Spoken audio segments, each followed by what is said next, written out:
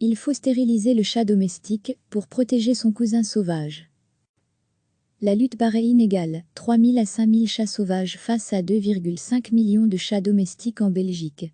Les chats domestiques sont partout, en ville, à la campagne, dans les jardins, dans les salons, sur les toits, dans les rues. Les chats sauvages, aussi appelés chats forestiers, sont réfugiés dans les grandes forêts du sud du pays, même s'ils pointent régulièrement le bout des moustaches à l'orée des bois.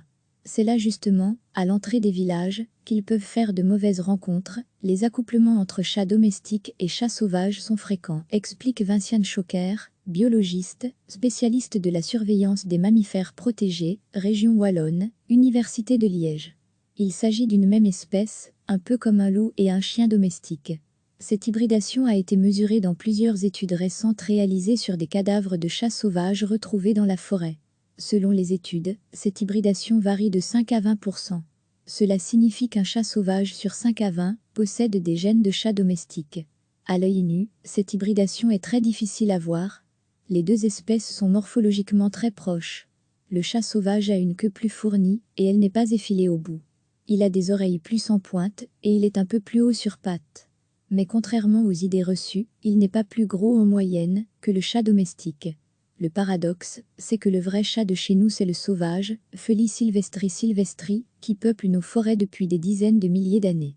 Sa population, comme celle de la plupart des grands prédateurs, s'est réduite comme une peau de chagrin à mesure que l'homme prenait possession des territoires. Déforestation, agriculture, urbanisation. En Ardennes, il y a 50 ans, on trouvait plus de chats sauvages empaillés sur la cheminée des maisons que dans la forêt. Le chat domestique, Felis sylvestricatu, lui, a été importé d'Afrique, il y a plusieurs centaines d'années.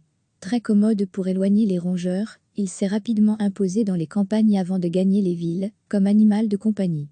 Depuis que le chat sauvage est une espèce protégée, années 70, la population ne diminue plus en Belgique.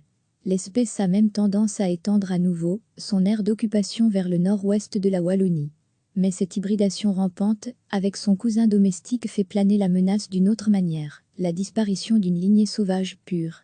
Pourtant, cela ne devrait plus arriver, puisqu'il existe une obligation de stériliser les chats domestiques en Wallonie depuis 2016. Malheureusement, cette nouvelle législation est loin d'être respectée, déplore Vinciane Choquer, notamment à la campagne. Résultat, un tas de chats errants retournent à l'état semi-sauvage, c'est ce qu'on appelle des chats arrêts. Ils occupent un peu la même niche écologique que les chats sauvages. Les risques de croisement sont alors décuplés. Mais les chats arrêts n'ont de semi-sauvage que le comportement. Leurs gènes sont bien ceux du chat domestique et les portées de chatons qu'ils engendrent avec de vrais chats sauvages sont hybrides, ni tout à fait sauvages ni tout à fait domestiques. Après avoir survécu à l'urbanisation et à la chasse au cours des derniers siècles, le chat sauvage de nos régions a rencontré son nouvel ennemi, le chat domestique non stérilisé. Recevez chaque matin l'essentiel de l'actualité. La lutte paraît inégale, 3000 à 5000 chats sauvages face à 2,5 millions de chats domestiques en Belgique. Les chats domestiques sont partout, en ville, à la campagne, dans les jardins, dans les salons, sur les toits, dans les rues. Les chats sauvages, aussi appelés chats forestiers, sont réfugiés dans les grandes forêts du sud du pays, même s'ils pointent régulièrement le bout des moustaches à l'orée des bois. C'est là justement, à l'entrée des villages, qu'ils peuvent faire de mauvaises rencontres. Les accouplements entre chats domestiques et chats sauvages sont fréquents, explique Vinciane Choquer, biologiste, spécialiste de la surveillance des mammifères protégés, région Wallonne, Université de Liège. Il s'agit d'une même espèce, un peu comme un loup et un chien domestique.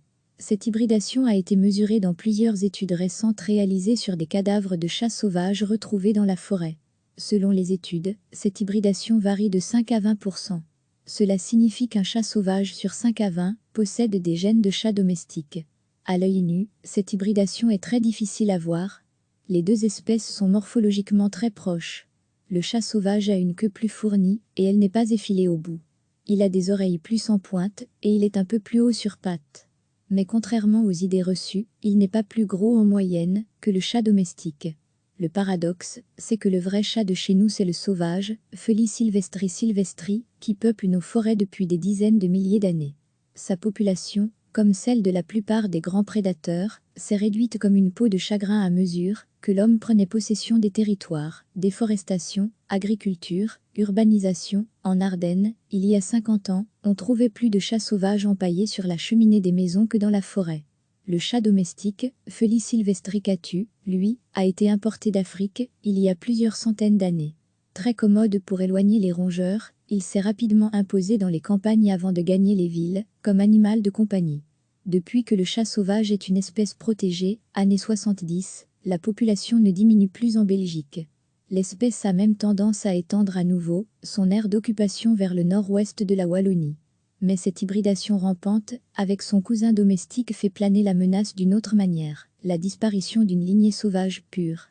Pourtant, cela ne devrait plus arriver, puisqu'il existe une obligation de stériliser les chats domestiques en Wallonie depuis 2016. Malheureusement, cette nouvelle législation est loin d'être respectée, déplore Vinciane Choquer, notamment à la campagne. Résultat, un tas de chats errants retournent à l'état semi-sauvage, c'est ce qu'on appelle des chats arrêts. Ils occupent un peu la même niche écologique que les chats sauvages. Les risques de croisement sont alors décuplés. Mais les chats arrêts n'ont de semi-sauvage que le comportement. Leurs gènes sont bien ceux du chat domestique et les portées de chatons qu'ils engendrent avec de vrais chats sauvages sont hybrides, ni tout à fait sauvages ni tout à fait domestiques. Après avoir survécu à l'urbanisation et à la chasse au cours des derniers siècles, le chat sauvage de nos régions a rencontré son nouvel ennemi, le chat domestique non stérilisé. Cliquez sur s'abonner pour recevoir les dernières nouvelles.